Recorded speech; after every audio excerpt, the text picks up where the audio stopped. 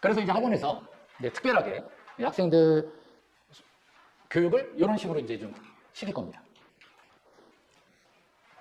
내신 기간에는 당연히 학교별로 내신 할 거고요. 평소에는 수능 수업을 시키면서 아까 말씀드린 것들을 좀 병행을 해나갈 건데, 좀 제일 안타까운 것 중에 하나는 대부분의 아이들이 내신 기간에 내신만 잘 들으면 점수가 오를 거라고 생각을 해요. 근데 사실 내신 대비에 최적화된 수업은 학교 선생님 수업 아니겠습니까? 출제자 직강이잖아. 그게 제일 중요한 수업인데, 사실 아이들이 학교 선생님에 대한 신뢰가 좀 많이 부족해요, 옛날에 비해서. 그러다 보니까 학원에만 너무 의존하는 거죠. 그래서 학원에서 알아서 다 해주시기를 되게 바라는데, 사실 저는 학교 수업이 무조건 최고죠. 학교에서 잘못 가르쳐도요, 제가 이의 제기도 많이 했었거든요. 그때 학교 선생님이 뭐라는 줄 아세요? 야, 너 학교 오지 말고 학원 다니라는 거예요. 자기는 이게 맞다라는 거예요. 그럼 뭐 논문 보여주고 막 이래도요, 소용이 없어요. 그럼 제가 만약 학교 선생님이라도 그걸 승복하는 순간 애들 앞에 어떻게 씁니까? 절대 안 바뀌어요. 그러니까 저도 그냥 학교에서 좀 약간 다르게 개념을 설명하잖아요? 그냥 무조건 그 학교에 맞춰라. 무조건. 대신 시험 전에 선생님이 세 분이니까 선생님들끼리 논의할 수 있는 여지는 우리가 만들자. 그러면 그건 질문밖에 없다. 시험 전에 질문을 해라. 그래서 안 나오게 하는 게 가장 좋은 방법이에요. 한 사람만 그렇게 생각하는 경우가 있거든요. 그런데 어떤 경우에는 그 선생님이 파워가 어마어마해요. 그리고 새로운 선생님들이 별로 힘이 없어요. 그리고 또 나이가 젊잖아. 그러면 그냥 그 선생님이 하는 말이 맞는 거라고 거기에 동화돼 버려요. 그런 경우들도 꽤 있습니다. 물론 이거는 극히 안 좋은 사례를 말씀드린 거지만 학교 선생님들이 요즘 옛날 같지가 않아요. 공부를 엄청 많이 하세요. 문제 질이 진짜 좋아요. 다른 지역에 있다가 목동으로 와도요, 선생님들이 눈에 불을 켜고 공부합니다. 그럼 좀 이따 자료 보시면 알아요. 여기가 얼마나 경쟁이 빡센지. 그래서 요번에 제가 하는 수업이 17주 과정이에요. 이때 아까 말씀드린 개념들을 총정리를 할 거예요. 개념, 문법, 문학 이런 개념들 다 총정리를 할 거고요. 11월에 개강을 해서 1월 달에 겨울방학이 되면 생창 패스라는 걸 무료로 들으실 수 있거든요. 이때는 좀 정규 수업 시간에 다루기 애매한 것들이 있어요. 예를 들면 뭐 관동별곡이에요. 근데 그 관동별곡 전체 보는데 한 90분 걸리거든요. 작품 하나 보는데? 작품 되게 길어요. 그 강원도로 갔다 와야 되는 거잖아요. 그럼 1시간 반이면 빨리 갔다 오는 거죠. 그 관동별곡이라는 노래를 수업 시간에 하기엔 너무 좀 그렇잖아요. 그런 거를 이렇게 특강 때. 또 문법 같은 경우도 개념은 알려줬는데 기출문제를 1학년 것만 푸는 게 아니라 어떤 학교는 막 3학년 것도 해요. 강서고등학교는 수능 특강이 부교재예요. 수능 특강 고3 때만 하는 거거든요. 학교마다 수준이 되게 달라요. 네, 그런 것들을 고려해서 좀 다양한 수업을 하는 거죠. 그리고 아이들 화법 작문이라는 영역이 있는데 실제로 이거 문제 푸는 방법도 모르는 것들이 꽤 많아요. 이거 문제 푸는 방법이 되게 중요하거든요. 이런 것들은 이제 특강으로 진행을 하는데 이건 무료니까 계속 있어요. 계속 있으니까 물론 똑같은 게 계속 있는 건 아니에요. 근데 꼭 그걸 못 들었다 해서 큰 문제 되는 건 아니니까 우선 일단 지금 수학과학 하느라고 좀 저거 하실 테니까 시간이 나시면 최대한 많이 들어두시면 그래도 이게 다 이미지 생성의 밑거름이 된다. 그래 보시면 돼요. 그래서 제가 그 아이들도 보면 그 관동팔경 중에 총석정이라는 게 있어요. 그 총석정이 주상절리예요. 주상절리 아시죠? 제주도 가면 왜 용암 이렇게 갑자기 이렇게 확 금방 쳐 해갖고 육각형 모양의 기둥이 있거든요. 그게 이제 우리나라 관동팔경의 최고예요. 그래서 1962년 화폐 50원짜리 화폐 총석정이 그려져 있기도 했었어요. 우리나라를 대표하는 최고의 명승지예요. 근데 그런 거 사진 하나 딱 보는 거랑 글로만 읽는 건 다르다는 거죠. 그럼 아이들은 육각형은 뭘 본땄냐 막 이러면 아 맞다. 그 선생님 그때 보여주신 사진이 이렇게 자연스럽게 떠오르면서 아 얘가 그냥 예찬한 거지. 예찬하려고 그렇게 표현한 거지라고 이제 쉽게 알 수 있는 거죠. 그런 것들은 이제 이런 거에서 많이 활용하시면 되고요. 내신은 3월 둘째 주부터 진행을 합니다. 학교별로. 이때부터는 이제 학교별로 다 찢어서 수업을 하고 요 텀이 있을 때 이런 수업들이 진행이 되는 거예요. 텀이 있을 때. 그다음 방학 때, 그다음 또 텀이 있을 때. 이럴 때 이제 특강 나와서 수업을 들으시면 또 아마 좀 학습 공백 없이 잘 체계적으로 배워나가지 않을까. 근데 뭐 이제 중요한 거는 학생들이 기본적인 문해력이 워낙 차이가 지금 현재 많이 나기 때문에 이거를 수업 시간에 하나하나 다 개별적으로 챙겨줄 수가 없기 때문에 그래서 학원에서 이제 클리닉을 되게 중요하게 생각을 하는 거죠. 수업은 정규 수업은 주말에만 진행이 될 거고요. 클리닉은 평일에 이제 주로 진행이 되는데 혹시라도 방학 때나 지금 이 시기가 사실은 제일 할 게 많으신 시기잖아요. 그래서 만약에 주말밖에 시간이 안 된다 그러면 학원에 얘기를 해주셔야 돼요. 그럼 걔만 따로 빼줘야 돼요. 따로. 그런데 정상적인 클리닉이 되려면 평일날 오시는 게 가장 좋습니다. 왜냐면 사실 제가 그 앞단지에 2관이 있었고 뒷단지에 1관이 있었어요. 근데 제가 지금 오목교 라인으로 다 맞추려고 아예 옮겨왔거든요. 그리고 학원 시스템을 좀 제가 원하는 방향으로 좀 완전히 좀 바꾸고 싶었어요. 그 전에 사실 좀 제가 고3도 하고 뭐 대치동 수업도 하고 여기저기 수업을 하다 보니까 좀 선생님들이 제가 원하는 방향대로 안 가고 막 이런 것들이 좀 있어서 지금은 이제 그거를 일원화시켜서 이제 가는 거라 우선 일단 학원이 딱 그 체제가 완벽하게 지금 한 7개월 정도 그렇게 하면서 선생님들도 완벽하게 이제 제가 원하는 방향대로 또 공부도 그렇게 돼서 잘 가고 있는데 그 이유는 제가 이런 생각이 되게 컸던 거예요. 그러니까 우리가 육성한다라고 하는 것은 키우는 거잖아요. 근데 보통 키우는 거는 양육 보육이 가장 핵심이긴 한데 지금 목동에서 키우시는 이유는 여기에 초점을 두신 게 아니잖아요. 그럼 자연을 벗어나야죠. 근데 사실 이거를 생각을 하시는 부분인데 뭐 이거는 뭐 어디 가나 뭐 다 좋은 수업을 들으실 거라고 저는 생각을 해요. 그런데 이게 이제 훈육이라고 하는 게 부모님이 해주셔야 될 거랑 학원이 해야 될 게 있는데 아이들이 보통 보면 지금 자녀 다자녀 있으세요 혹시? 거의 없지 않나요 요즘에? 뭐 5명 있으세요? 뭐 부모님들은 어떠세요? 전 뭐 친구들 보면은 뭐 6째 없으세요 그렇게? 뭐 기본이 저도 셋째거든요. 뭐 4째, 5째 이렇게 많은데 요즘은 뭐 그냥 둘? 저도 아이가 둘이에요. 아니면 이제 하나 정도 많죠? 그러다 보니까 관심과 자원이 집중이 되잖아요. 근데 옛날에 많으니까 내 애인가? 그러니까 나 놓으면 알아서 크는 그런 시대가 있었잖아요. 근데 요즘은 정확하게 집중해서 케어가 됩니다. 그러면 이제 뭐 있는 돈 없는 돈 다 끌어가지고 우선 내 아이한테 엄청나게 집중을 해서 자원도 투자하고 이러다 보면 사실 투자자의 기본적인 마인드는 아주 높은 성과예요. 그러다 보니까 집중 투자했기 때문에 뭐 대단한 걸 원하는 게 아니라 원금 회수 정도는 하고 싶은 마음이 좀 있으시지 않아요? 있잖아요. 그럼 아이들을 보면 그걸 긍정적으로 결과를 내는 아이들이 있고 어떤 아이들은 늘 관심받았고 모든 게 내 중심이야. 외식을 해도 내가 먹고 싶은 거야. 어딜 가고 싶어 내가 가고 모든 게 내 중심인 거죠. 그러다 보니까 관심받지 못하는 거에 대해서 엄청난 스트레스를 받더라고요. 아이들 스스로가. 그러니까 이거는 특정 어떤 양육의 문제가 아니라 이 문화의 문제인 것 같아요. 지금 아이들을 보면. 그리고 더 큰 거는 참관 수업 한번 가보셨어요? 당연히 가보셨죠? 그 참관 수업 가면 자녀이 없나요? 없었어요? 운이 좋으셨네. 저는 참관 수업을 한번 가봤거든요. 제일 앞에 있는 애가 이렇게 슈퍼맨 자세로 자고 있었어요. 왜냐면 앞에 아무도 없으니까. 근데 사실 부모님들이 오셨잖아요. 그럼 부모님들이 오셨으면 자기 부모님은 안 왔어도 그래도 선생님을 좀 배려를 해줘야죠. 선생님 얼마나 민망했겠습니까? 근데 얘가 그냥 정신없이 자는 거예요. 그래서 선생님이 애들한테 자 그럼 이제 영상 보고 이러면서 이제 영상 딱 틀어주신 다음에 그 애한테 가서 이렇게 걔 눈높이에 맞춰서 무릎을 꿇으시더라고요. 저희 때 같으면 목덜미 그냥 야 이 새끼 이래야 될 텐데 이렇게 해갖고 뭐라고 막 소곤소곤 대시는 거예요. 근데 뒤에서 보는데 그 선생님이 너무 안쓰러워. 근데 애가 막 일어나더니 이러더니 갑자기 제 체육복을 뒤집어 쓰고 다시 자는 거죠.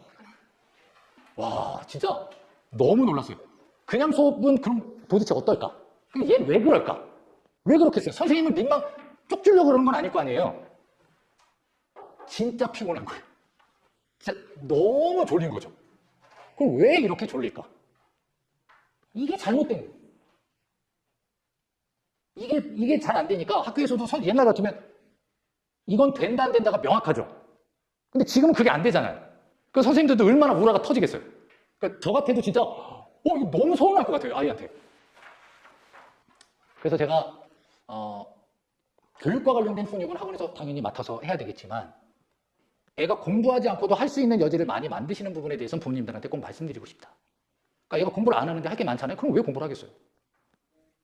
공부를 안 했을 때 할 게 별로 없어야 되는 거 아니겠습니까? 만약 공부를 안 했을 때 뭘 하더라도 그걸 부모님과 함께 한다면 혼자 늦은 밤에 잠을 안 자면서까지 시간을 허투루 보내지는 않을 거라고 보는 거죠. 그래서 가장 핵심은 지금도 울리고 있는 핸드폰인 거예요. 그 핸드폰이 아이들 침대 옆에 있으면 안 된다고 저는 생각을 하는 거죠. 지금 통제되세요, 아이들? 그러시면 큰일 났는데? 벌써 통제가 안 되신다고요? 그럼 어떻게든 해보세요. 어떻게든 해보세요.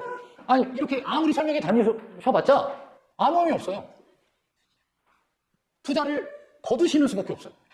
학원을 보내봐야 아무 소용이 없다니까요. 애가 와서 자고 있는데 그럼 학교 선생님이라고 못하고 그럼 학원 선생님은 뭐 체벌해도 되는 거예요?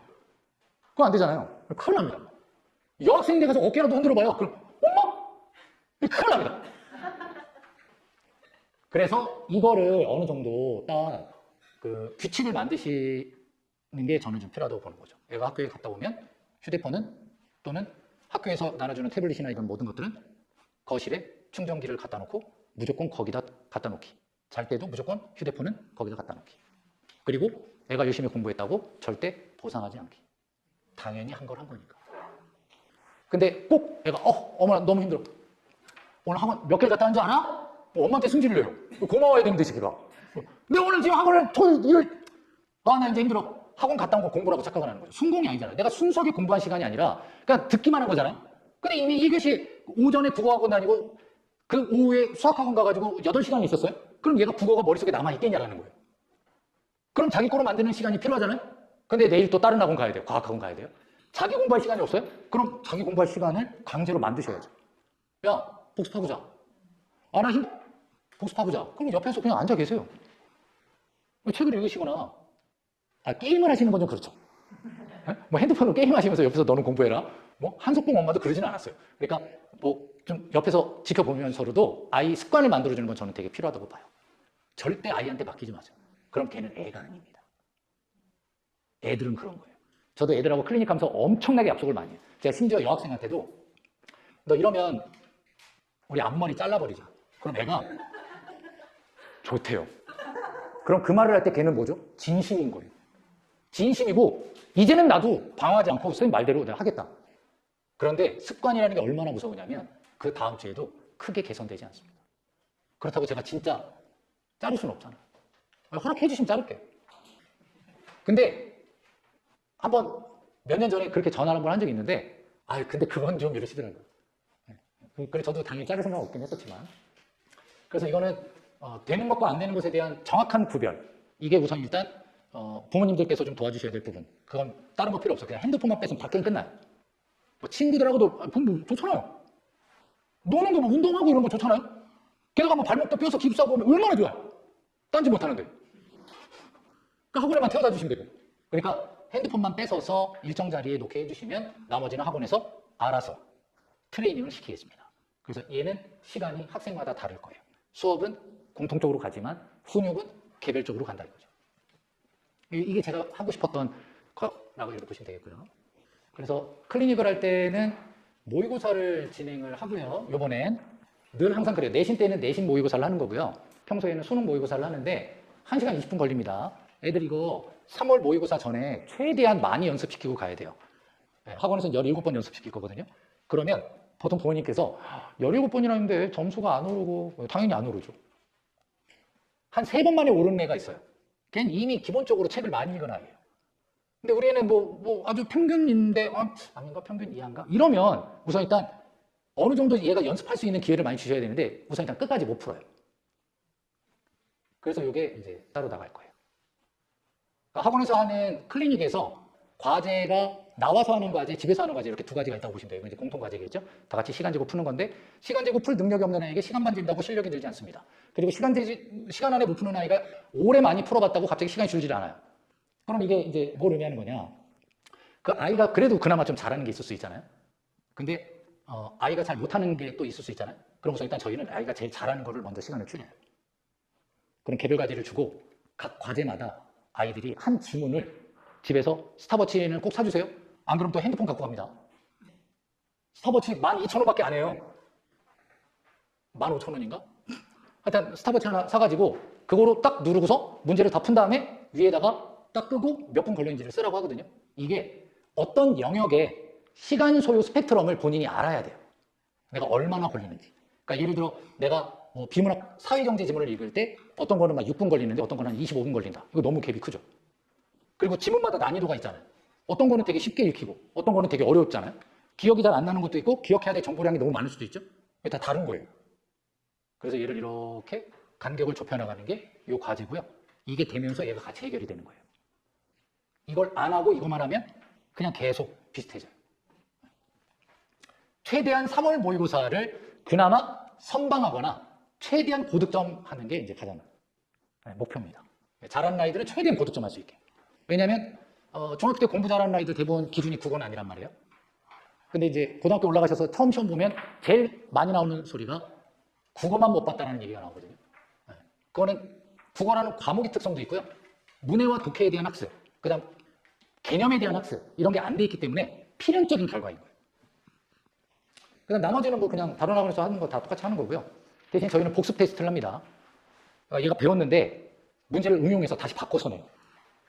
근데 이걸 틀리면 집에 안 보내는 게 이제 저희 취지인데 애들이 점점 지능화되어 가고 있어요. 그래서 원래 이걸 통과를 못하면은 다시 공부한 다음에 궁금한 거 물어보고 다시 풀고 통과돼서 가야 되거든요. 근데 저 뒤에 학원이 있어요. 이렇게 얘기를 합니다. 그럼 뒤에 학원이 있다는데 저희가 붙잡을 수가 없잖아요. 저희도 학원인데. 그럼 앞에 학원에서 붙잡고 있으면 안 되잖아요. 그러니까 저희도 마찬가지잖아요. 그러니까 보내줄 수밖에 없는 거예요. 그러니까 클리닉을 꼭 뒤에 학원이 있을 때 딱 그 틈에 딱 그때만 오는 거예요, 여러분들이. 야, 그래서 그럼 클리닉의 횟수를 제한을 두지 마라. 쌤들한테도. 얘가만 못했다? 그럼 부모님한테 전화해서 날짜를 한 번 더 잡아라. 그랬는데 또 이제 문제를 부모님한테 턴했잖아요. 그때 이제 부모님들이 스케줄이 애가 너무 바빠서 시간이 없는데 이렇게 유야무야 되는 경우가 많아요. 그러면 저희가 그럼 부모님한테 부탁드릴 수밖에 없어요. 그러면 얘 못한 거 마저 챙겨드릴 테니까 집에서라도 풀게 해주세요. 이런데 부모님들이 너무 여려요. 그러니까 애가 와서 막 힘들어하고 막 가방 집어던지고 뭐 이러고 있으면 배고프지? 뭐 줄까? 이러니까 이게 습관이 안 들어지는 거예요. 그러니까 내가 숙제를 못했으면 무조건 해야 된다는 생각이 먼저잖아요. 그럼 또 숙제하니까 너무 대견하잖아요, 애가? 그럼 너 1시간 게임해. 이렇게 애들을 망치는 거예요. 보상을 해주면서. 안 해도 되는 보상을 하는 거죠. 그래서 어쨌든 저보다 더 잘하고 계시겠지만 혹시나 하는 높아심을 말씀을 드렸습니다.